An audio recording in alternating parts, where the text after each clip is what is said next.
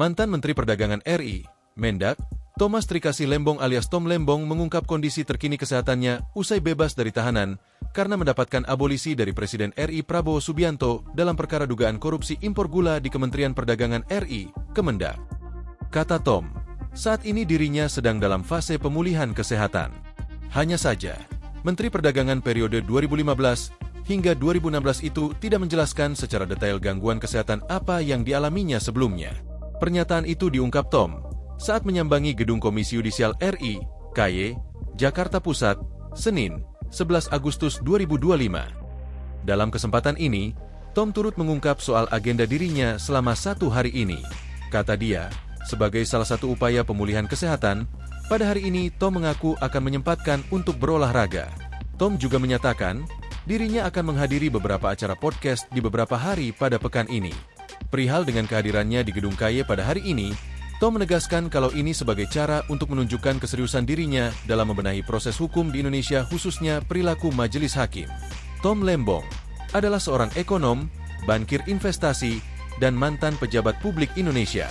Ia pernah menjabat sebagai Menteri Perdagangan Indonesia 2015-2016, Kepala Badan Koordinasi Penanaman Modal BKPM 2016-2019. Ia merupakan lulusan Universitas Harvard dan memiliki latar belakang profesional di sektor keuangan, termasuk bekerja di Morgan Stanley dan Deutsche Securities.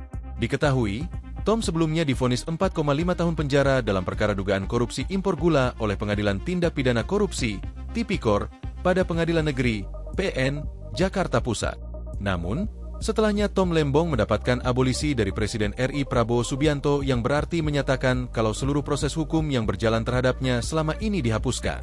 Abolisi adalah hak prerogatif Presiden Republik Indonesia untuk menghentikan proses penuntutan pidana terhadap seseorang sebelum pengadilan menjatuhkan putusan. Ini berarti bahwa proses hukum terhadap individu tersebut dihentikan dan dianggap tidak pernah terjadi.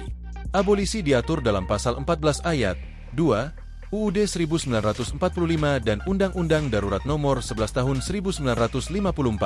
Meski demikian, Tom tidak membeberkan secara detail apa saja berkas atau bukti apa saja yang disampaikan pihaknya ke KY. Tom juga belum dapat menjelaskan secara rinci apa saja yang akan disampaikan dirinya kepada KY dalam kunjungannya hari ini.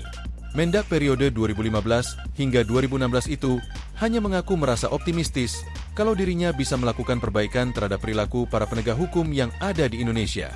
Hanya saja, pertemuan Tom dengan pihak KY digelar secara tertutup. Awak media hanya diminta untuk menunggu di area lobi gedung KY RI.